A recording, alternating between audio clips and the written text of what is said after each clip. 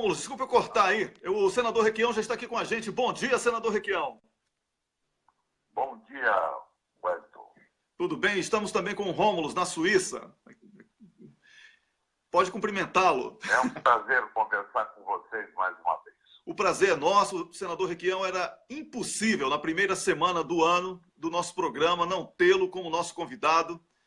Vemos no seu trabalho político uma bandeira de referência para todos nós que estamos nessa luta em defesa da democracia e do Estado de Direito no Brasil. É exatamente sobre esse assunto que eu gostaria de começar a nossa conversa. Vi ontem o seu vídeo ao vivo sobre a sua descrença em relação à possibilidade de condenação de Lula diante dessas provas absurdas que estão aí. Ou seja, o senhor acha que é impossível que Lula seja condenado com base nessa anedota contada por Sérgio Moro ao TRF4. O senhor confirma isso para a gente aqui, senador Requião? Well, do ponto de vista do direito, a condenação não é viável. Porque o assunto de que se trata é a história de um apartamento num edifício numa praia em São Paulo. Você sabe que Dona Marisa havia comprado o apartamento, estava comprando o apartamento desse edifício há 10 anos. Era no terceiro ou no quarto andar. Um apartamento singelo. Uma espécie de Minha Casa, Minha Vida num edifício de praia. Um apartamento pobre, um apartamento simples. O Lula sai do governo com 84% de apoio popular no Brasil. Os empreiteiros que estavam tomando a obra de construção do edifício propõem ao presidente que ele ficasse com a cobertura. O Lula visita o apartamento e rejeita a mudança. Ele afirma que não havia gostado do apartamento, que não lhe agradava. Então, os empreiteiros que construíam a obra se propõem a modificar o apartamento, mesmo a revelia do Lula. Fazem algumas modificações para agradar o presidente. Agora, cá entre nós, eu e você, temos dúvida alguma que nessa troca do terceiro andar para a cobertura, muito dificilmente esses empreiteiros que representavam um grande grupo de empreiteiros que trabalhavam no próprio Estado brasileiro, cobrariam do Lula esse apartamento. Eu acho que a intenção deles era presentear o Lula com a mudança. Ele pagava o que já havia pagado no terceiro ou no quarto andar e dificilmente os empreiteiros iriam cobrar do presidente da República a diferença para o último andar, o tal do triplex. Mas o Lula não quis, não aceitou. E nesse ínterim, eles entregam o apartamento para a Caixa Econômica Federal em garantia. Tanto que hoje o apartamento é propriedade, não é nem da empreiteira e muito menos do Lula, nunca foi do Lula. Entregam para a Caixa Econômica Federal, que é a titular do apartamento hoje. Então, em cima de uma história de que havia uma multidão de indícios de que isso corresponderia a um favorecimento de uma empreiteira junto à Petrobras, se daria esse pequeno apartamento de praia ao presidente da República, mas não deram. Não deram. O Lula não aceitou, a doação não ocorreu, então não há como você estabelecer um vínculo, porque não há a materialidade do fato. Primeiro, não há favor nenhum do Lula à empreiteira. E, em segundo lugar, o Lula não quis o apartamento, mesmo que se presumisse que ele ia pagar por ele.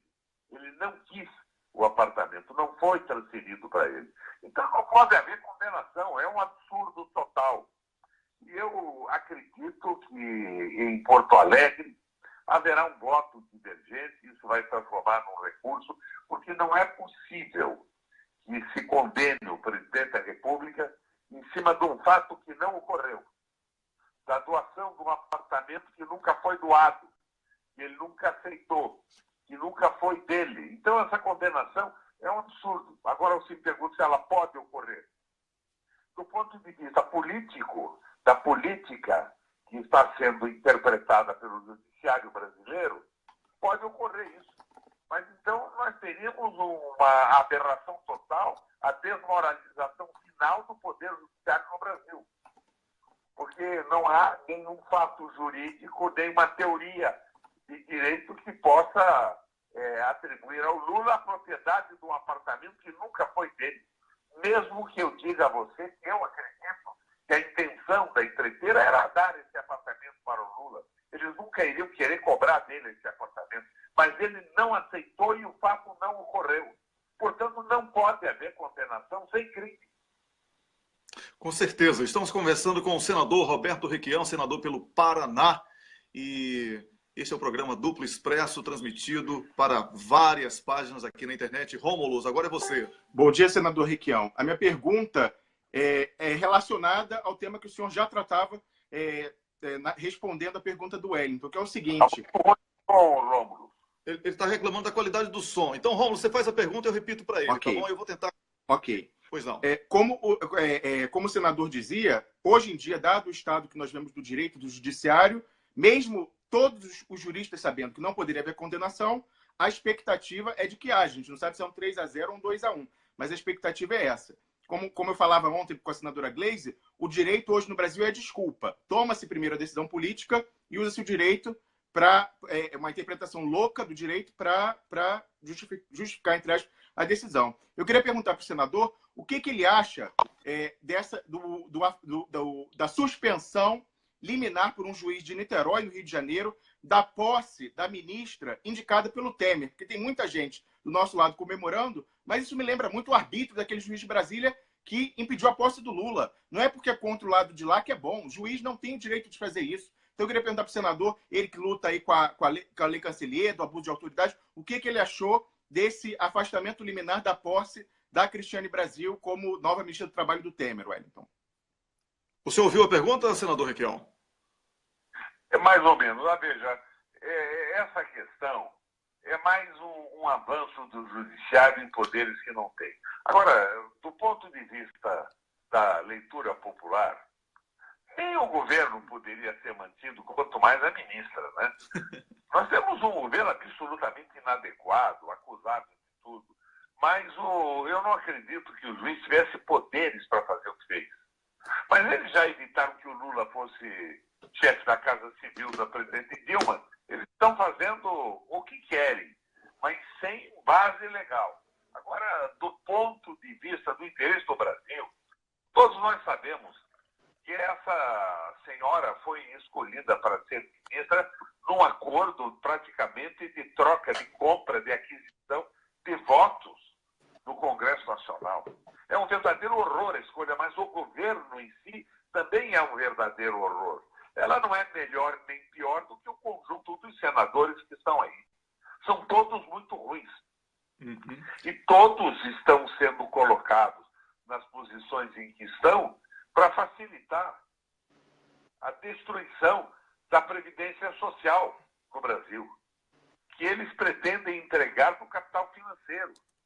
O grande interesse é a destruição da Previdência Pública para ser entregue ao capital financeiro, em função dos fundos que ela constitui, que passariam para a mão desse setor financeiro privado, do capital vazio. É um verdadeiro horror tudo o que está acontecendo. Agora, Rômulo, você é advogado, eu também. Do ponto de vista estrito do direito, eu não vejo poderes para o juiz impedir a nomeação de um ministro porque teria uma condenação numa pequena disputa trabalhista. É claro que é um horror o que ela fez, que ela não registrava os seus funcionários, não pagava, portanto, leis sociais também, e foi condenada. Ela não podia nunca ser ministra, mas não vejo da onde o juiz tirou poderes para impedir a posse. Senador Requião, estamos aqui dessas duas respostas que o senhor deu às duas primeiras perguntas, percebendo uma coisa muito clara. Há uma invasão da justiça na política. Como é que a classe política vai reagir a isso? Porque o povo não elege juiz. O povo elege deputados, senadores, presidente da República. Como é que a classe política vai permitir essa invasão e vai ficar por isso mesmo. Estamos já discutindo a possibilidade de Lula, com um absurdo como esse, perder por 2-1 para ter direito a recorrer a essa mesma justiça que não vale nada. Senador, como é que a classe política vai reagir a tudo isso? Pois é, Wellington, a classe política também está desmoralizada. A tal da classe política no Congresso Nacional é que, em troca de uma emenda ou de uma nomeação ou de um favor, vende um voto para impedir que o presidente da República e o seu ministério sejam investigados. Nós estamos num momento muito ruim. Mas você sabe que o que está em xeque mesmo no Brasil e no mundo é esse sistema judiciário. Eu sou mais pelo sistema judiciário que alguns estados americanos, né? O juiz que pode ser eleito, que se submete também à vontade popular. Nós temos aqui o juiz com garantias de perenidade, não pode ser demitido de forma alguma, e temos essa tradição do direito romano, do direito germânico, que é também uma confusão. É uma confusão. O país vai aumentando a população, a justiça vai se cedendo de causas, não consegue fazer um julgamento. Existe um partido que foi fundado no Brasil, chama-se Partido Operário, que foi fundado por um grupo de intelectuais e trabalhadores brasileiros no ano da proclamação da República, que ele propunha o fim desse direito como está sendo praticado no Brasil. Ele propunha que os juízes não existissem juízes e advogados que fossem eleitos pela população e que o direito fosse o direito arbitral. Um acordo entre as partes, sem essa recorrência absoluta a essas instâncias recursais que transformam o direito em uma verdadeira chicana. Você veja o que está acontecendo na própria Lava Jato. Tem advogados que se especializaram em função das suas ligações com as próprias figuras que operam o Poder Judiciário, no caso, em delações premiadas. E da noite para o dia são milionários, ganhando dezenas, centenas de milhões de reais dessa estrutura corrompida de empresários corruptos e de parlamentares lenientes. Então, está em crise também o próprio judiciário brasileiro da forma com que é operado. Pois é, estamos conversando com o senador Roberto Requião, senador pelo Paraná, mas hoje uma figura nacional, conhecido e respeitado por todos que amam a democracia. Rômulo, agora é você de novo. Wellington, você deixou a deixa perfeita para a minha próxima pergunta. Eu ia perguntar justamente ao senador, nós sabemos, senador, que o Brasil espera que o senhor, nesse ano, parta para o embate nacional. Muitas pessoas contam com a sua eloquência, com a sua veemência. Não se sabe ainda se como candidato a presidente ou como candidato a vice na chapa do Lula, as pessoas cogitam isso, mas o Brasil espera-se do senhor, para o mal ou para o bem. Então, a minha pergunta, o senhor, ainda agora na sua resposta, falava mais uma vez da sua crítica, né, que o senhor sempre fala em relação ao estado atual degradado do Legislativo e do Judiciário. Mas é o que tem aí, infelizmente. Eu pergunto, como seria, num governo do qual o Requião fizesse parte, ou como presidente, ou como vice-presidente, a relação com esses poderes degradados, o Legislativo e o Judiciário? Senador, ouviu a pergunta? Rômulo, eu ouvi muito mal. Eu gostaria da sua intervenção, Wellington. Tá bom. O Rômulo fala que o senhor hoje ganhou uma proeminência nacional e que a expectativa é de que a sua próxima eleição não seja no âmbito regional. E que qual é o Requião no âmbito nacional, no campo hipotético, como será a relação do senhor com esses poderes que aqui estamos denunciando como falidos, o judiciário, o próprio parlamento e etc. Como seria esse Requião negociando com essas pessoas? Wellington, na verdade, essas carreiras de Estado, elas extrapolaram os seus limites. Elas estão estabelecendo praticamente uma ditadura no país. elas extrapolaram o limite da lei. Eles estão com essa história da liberdade hermenêutica, julgando como bem entendem. Não é? Eles revogaram o poder legislativo. O legislativo pelo presidente da República, mas os juízes fazem o que querem, os promotores interpretam a seu bel prazer, e isso vai muito mal. Eu tenho feito comparações, por exemplo, com o direito na China. Você sabe que na China o direito não tem nada a ver com as raízes romanas ou germânicas. Ele é basicamente, nesse conflito entre pessoas, é um direito conciliatório. Ele não é nem arbitragem, que a arbitragem ainda se remete às tradições do antigo direito romano, do direito germânico. A China tem, parece que, 130 mil advogados, que são árbitros, para uma população de 1,5 bilhão de habitantes. Então a coisa funciona com mais velocidade. O que não significa que não se questione na China também o funcionamento do direito à aplicação das sentenças. Mas nós temos que mexer nisso. Nós estamos vendo se estabelecer uma verdadeira ditadura. A importância do funcionamento do direito é fundamental para a boa relação em qualquer sociedade.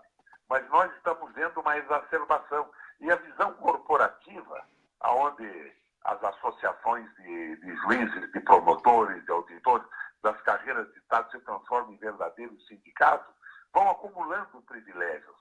E esses privilégios têm que acabar. Eu acho que nós temos que pensar profundamente numa reforma do sistema, mas numa reforma no sentido de valorizar a justiça, o direito e dar velocidade e efetividade aos julgamentos. Mas não esse poder que se coloca acima da sociedade, acima do poder eleitoral que estabelece, por exemplo, o Congresso. Mas você veja, qual é o impasse que nós temos? É a desmoralização completa do Congresso, que está negociando votos em cima de vantagens na sua relação com o próprio Executivo. Então, isso tudo, mais essa justiça espetáculo, vai criando no Brasil um desconforto total por parte da população. Mas hoje você vê que, em função das últimas pesquisas que têm sido feitas, que está havendo um crescimento da consciência popular em relação à nocividade da preponderância dessas instituições sobre o verdadeiro direito votado no Congresso, sancionado pelo presidente da República. Não há mais aquela predominância da importância da justiça espetáculo nos primeiros momentos. Então, nós temos que pensar profundamente isso e começar a mexer bastante nessas relações. E vamos, então, para a experiência chinesa da conciliação, vamos para a experiência de alguns estados norte-americanos, da eleição de juízes, da rotatividade do poder, acabar com esse predomínio absoluto e essa capacidade que se atribui de interpretar a lei apesar dela e além dela. Ô, senador Requião, eu gostaria de perguntar, nós não temos uma reforma política. No Brasil não houve essa reforma, apesar de ter sido proposta. O senhor considera essa condição como sine qua non para a retomada da política como algo que a sociedade possa voltar a acreditar diante desse desmonte de imagem e também com a própria contribuição de alguns políticos, que o senhor inclusive chamou alguns de analfabeto político? Wellington, eu acho que a reforma básica, a mãe das reformas, é a reforma da economia brasileira. O que nós estamos vivendo é uma prevalência absoluta do capital financeiro, do capital vazio, do capital não produtivo sobre o Estado e sobre a política.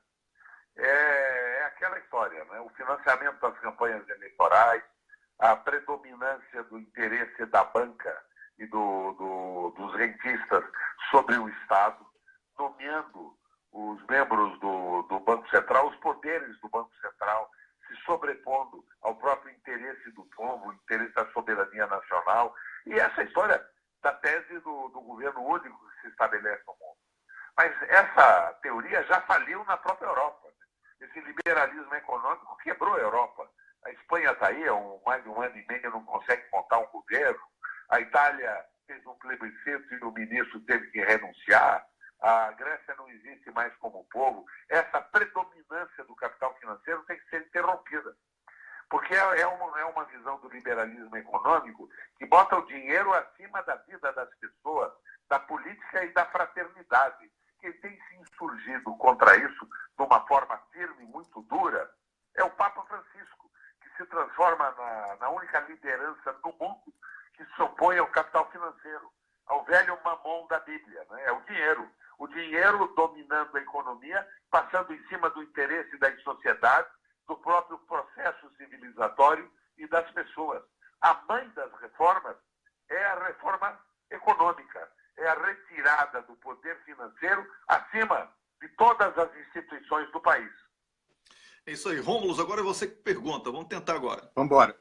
Senador Roberto Requião, o senhor tem uma tripla formação, digamos. O senhor é jornalista, o senhor é advogado e o senhor é uma liderança política.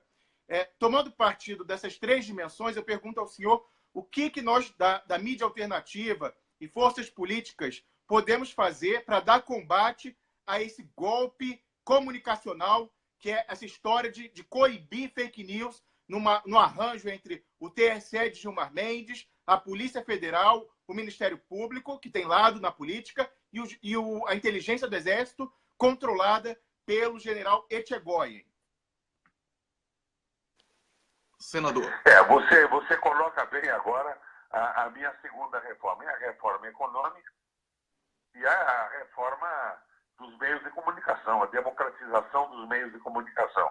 E a reforma política que acabe com a influência absurda do poder econômico e da mídia monopolizada no Brasil no processo eleitoral.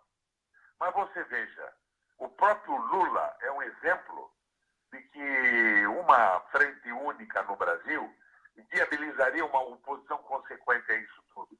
O Lula foi flagelado pelos interesses econômicos do capital vazio e foi atacado de uma forma desapiadadamente efetiva pela mídia, mas está aí sobrevivendo como uma liderança popular. Então, eu acredito que mesmo na medida em que na tela da televisão globalizada entra um otimismo falso, você sabe que no Brasil estão vendendo o sucesso dessa política econômica que fracassa no Brasil, fracassa no mundo inteiro. Mas aquilo que você vê na tela da televisão acaba tendo a sua contraposição com a realidade entrando pela porta e pela janela das casas. Então, eu acho que esse momento, que é um momento trágico na política brasileira, pode ser também o momento da conscientização e da mudança. E, nesse momento, eu diria a você que a campanha presidencial, o Lula, numa eleição presidencial, é o ponto de apoio que nós precisaríamos para a criação de uma frente popular e de uma proposta de governo de Brasil soberano, de valorização do trabalho, de respeito ao trabalho, modificações na CLT, modificações na Previdência, é claro que devem ser feitas, ninguém nega isso. Mas eles estão tentando acabar com isso tudo. É uma proposta de escravização da população aos interesses do capital financeiro. É um mamão bíblico, que é o dinheiro se sobrepondo à soberania, ao interesse dos povos e se sobrepondo fundamentalmente à fraternidade. É uma proposta de exploração absoluta do trabalho humano que se articula no mundo. E nós temos o reflexo disso no Brasil, com a financiarização da campanha eleitoral, com a prevalência do Banco Central e a precarização do trabalho. Então, essa luta que nós estamos realizando, essa ida, por exemplo, dia 24 para Porto Alegre, não é só uma demonstração clara que, do ponto de vista do direito, essa condenação é uma farsa. É uma luta pela democracia, é uma luta pelo Brasil, é uma luta pela soberania, é uma luta pela soberania do país sobre o seu petróleo, é uma luta sobre a prevalência das conquistas do trabalho em décadas no processo civilizatório brasileiro contra essa dominação do capital internacional. É a luta contra a venda indiscriminada do território brasileiro para fundos de pensão e interesses estrangeiros. É uma luta decisiva pela manutenção do processo democrático e pela evolução civilizatória do Brasil. Isso eu aproveito o gancho e o espaço que vocês me dão nesse programa maravilhoso que vocês fazem aí da Suécia, da Suíça. É um apelo para que todos que puderem estejam em Porto Alegre no dia 23 e no dia 24. Não é pelo Lula, é pelo direito, é pela democracia brasileira. É uma resistência necessária, porque senão, na sequência, nós vamos ver estabelecido um caos como esse caos que provoca o poder econômico na sua dominação desesperada por recursos naturais e em todo o mundo, com guerras civis, terrorismo estabelecido. É o grande momento da força democrática brasileira se estabelecer em contraposição ao capital financeiro e à banca. Senador, o senhor está organizando no dia 23, inclusive vai ser um dos palestrantes, um fórum de debate sobre democracia. O senhor poderia falar um pouco, essa é a minha última pergunta, depois o Rômulo faz a última pergunta dele. Eu gostaria que o senhor explicasse um pouco como será esse fórum, os objetivos e a real expectativa do senhor em torno do dia 24. É um trabalho continuado de consciência. Esse fórum terá representações políticas de todas as forças atuantes no Brasil hoje. Vai se dar na véspera da reunião que vai julgar o recurso do Lula. E a ideia é essa, é levantar a consciência popular sobre o que realmente está acontecendo. Não é o Lula que está em jogo. Quem não gosta do Lula, quem tem críticas à política do Lula, deve ir lá também, porque é a democracia brasileira que está em jogo. Agora, para mim, nesse momento, o Lula é o ponto de apoio da alavanca que pode mudar isso tudo no Brasil, do ponto de vista democrático. Nós estamos indo a Porto Alegre para evitar, no futuro, um confronto civil no país. Porque se esse pessoal tomar conta da economia brasileira como está pretendendo tomar conta, não é o pessoal, é o capital financeiro, nós não teremos mais saída democrática no médio e no longo prazo. Nós temos um conflito brutal. Então, o esforço hoje é um esforço pela manutenção da democracia no país. Essa condenação do Lula é uma manobra do capital financeiro para evitar que tenhamos um ponto de apoio para um governo soberano, democrático, popular e nacionalista no Brasil. É muito importante essa reunião do dia 24, mas não é só o fórum. Eu sou um palestrante do fórum, foi uma sugestão que nós fizemos e que foi acatada por forças políticas brasileiras. Eu vou participar dele, o senador Pedro Paim vai participar, os partidos políticos vão participar, e eu ainda faço um apelo ao PDT, ao Ciro Gomes, a esse pessoal todo, que some a nós. Aliás, quero aproveitar o gancho aí. Sim. O Ciro não se manifestou ainda a respeito desse julgamento do Lula. Mas eu acho que é um erro dele, é um engano. O Lula hoje é um ponto de apoio que nós temos para a frente única, para a mudança. Mas essa condenação que se faz na nossa mídia, no nosso campo ao Ciro, é equivocada. O Ciro tem que ser lido pelo conjunto das posições que ele tem tomado. Ele foi ministro dos governos do PT, ele se opôs ao golpe com toda clareza, e não é pela discordância que forças que estão no nosso campo têm com ele sobre a sua última atitude que devem criminalizá-lo. Eu acho que nós precisamos de uma tolerância maior para a formação dessa frente.